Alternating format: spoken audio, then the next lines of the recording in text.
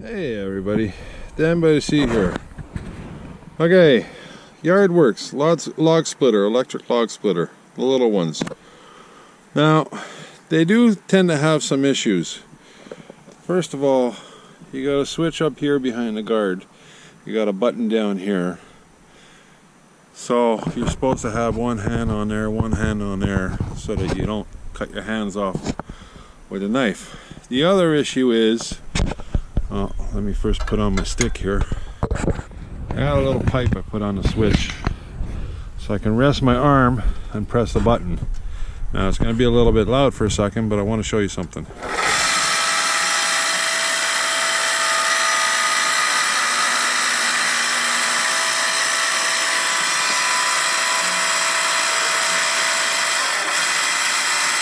Now, notice it's as far as the splitter would go. It still leaves a gap. It's way too long for most logs. You try to split your log, you get to the end, and it ends up jammed on a knife, and it doesn't want to split apart, it doesn't want to break apart. So, what I tend to do, also, you notice I have it on a cement base here, is just to lift it up a little bit higher so that I'm not folded over working on a machine. I'll bring my logs over, I'll show you after, and I load them one by one and dump them on the other side. Also gives me more clearance on the other side before I got to move the pile. Now, I lift the front so that the oil stays in the back and it's easier for it to make its movement. Here's the other secret I have. An old piece of hardwood has been beat up, chewed up, and everything else. And the reason is I can place it this way on the log splitter for the shorter logs, or to be able to split almost to the end. I can make it this way if the log is a little bit longer, put it this way if the log is a little bit longer, take it off if I have a really long log, and then put it on afterwards. Now, watch the difference of how far it gets. And yeah, only using the one hand to operate, it makes a huge difference. Now, you'll notice my log stops, my little pusher stops just before the plate over here. That's the other thing. A lot of people use these, stick the log against the pusher, it gets to the step over here and jumps up, or literally breaks off the head. I never do that. I take my log, I put it right up against the blade. And the reason I put it up against the blade is because that's where you want it. You want it to split. The pusher's just there to make it get to split. Now, I'll try a little piece of maple here. Still holding it by hand. I'm going to be mounting the camera in a minute so you can have a better look. Now, you notice that gap I got over here? I placed my block so I don't have that gap and I get more travel.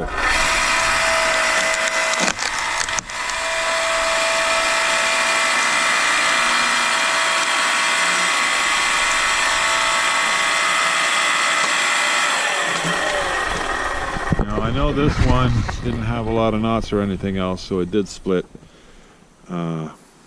That's what happens when you're not holding the log. You end up dropping it on your leg and everything else. So having the pipe and having the extra button gives you that extra hand that you can operate the splitter safely, as long as you don't stick your hand in the knife, which is why they have the two switches to make it idiot proof or whatever that you want to call it. Now let's put this will hold over here.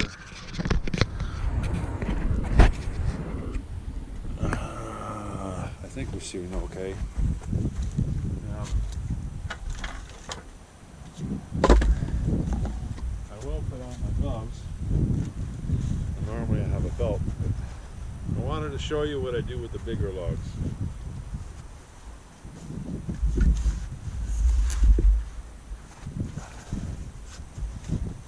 Okay, you have a big log, you want to split it. You put it over here, it's going to hit that bump, it's going to jam, it's going to bounce up. So bring it right up to the blade. Now you'll notice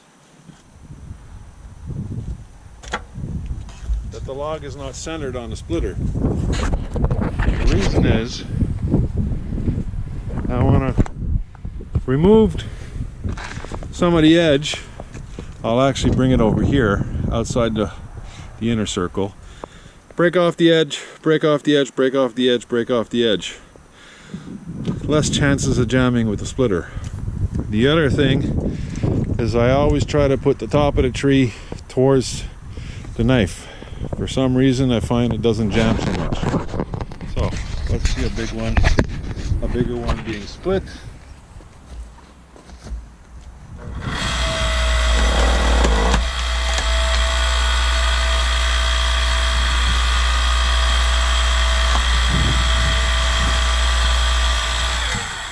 Notice I'm holding the log with my right hand, so it's not dropping onto my leg. Toss that over there, grab the edge again, stick my block in.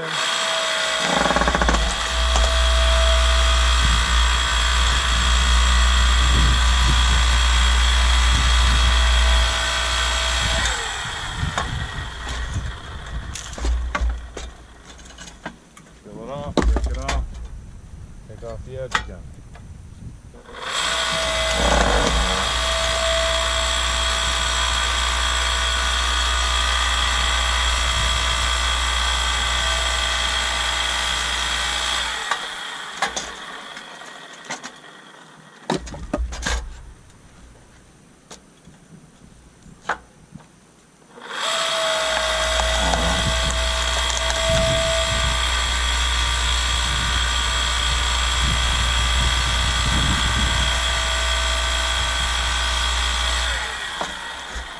So, there's my center.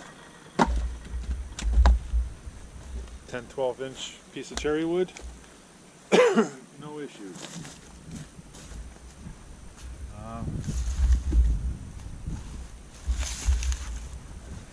Yeah. Grab a piece of this and I'll try and jam it and show you what I do when it jams.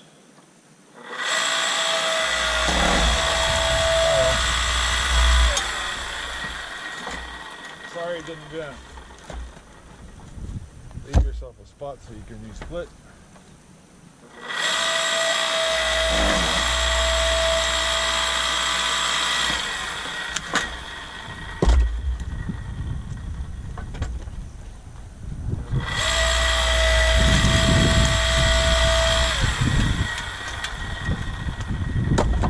When you feel it splitting, you don't have to go all the way through all the time.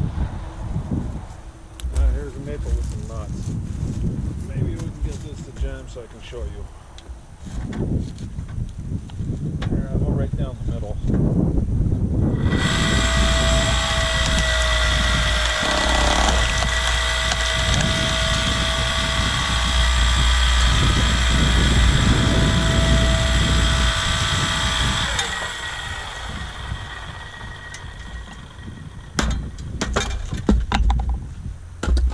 Jammed. Somehow managed to get through it because I'm trying to show you a jam. So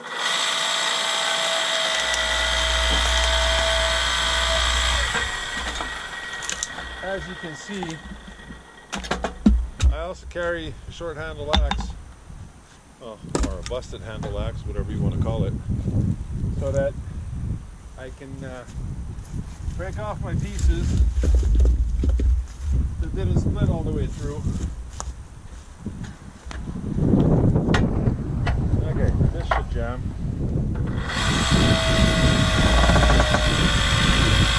There we go.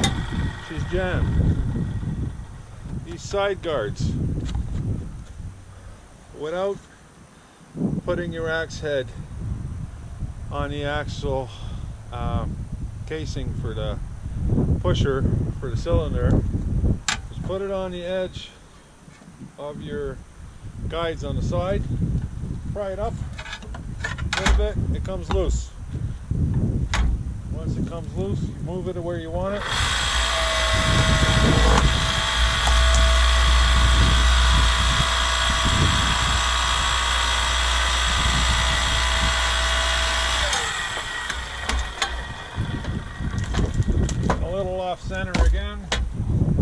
Take off the edges.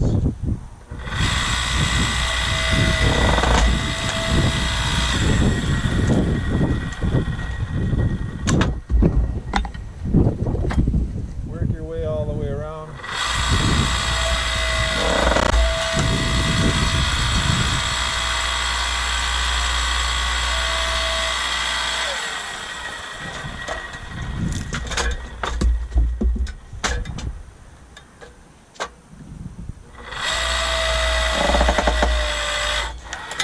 Jam again. This is right down the middle. This time I'm using the guard on the other side. There goes my axe. So, flip it around, try the same split. Jam again. Try it up, comes right off.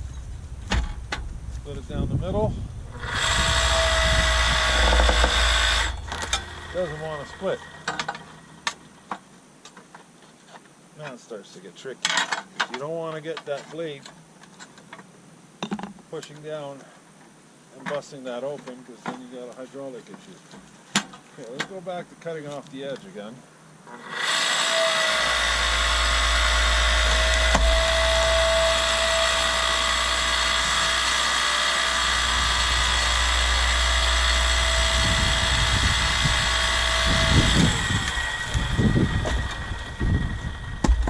The edge is gone. I could keep this, but I want to try and re-split where it was jamming earlier, but now it doesn't have an edge.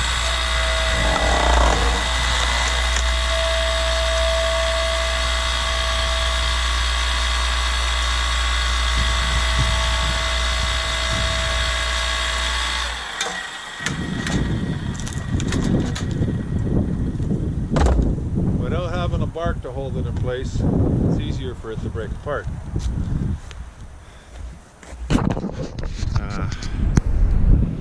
I've done some wood. From that pile of wood, I've got two pieces here. I didn't want to split. Then I'm going to use the chainsaw to open them up and then split them again afterwards. And I still have a few more I need to split. Now, the splitter right now is on the block. When I started off, the splitter was on the other side of the block, sitting on two big logs. I had one log for the back legs, one log for the front legs. Front one a little bit higher always, and I was lining up my logs on the cement. Now, I'm using the cement for the stand for my splitter, and the logs will get piled up over here, and I just grab them, put them up. If they're too big, I use my leg, roll it onto my leg, then roll it on.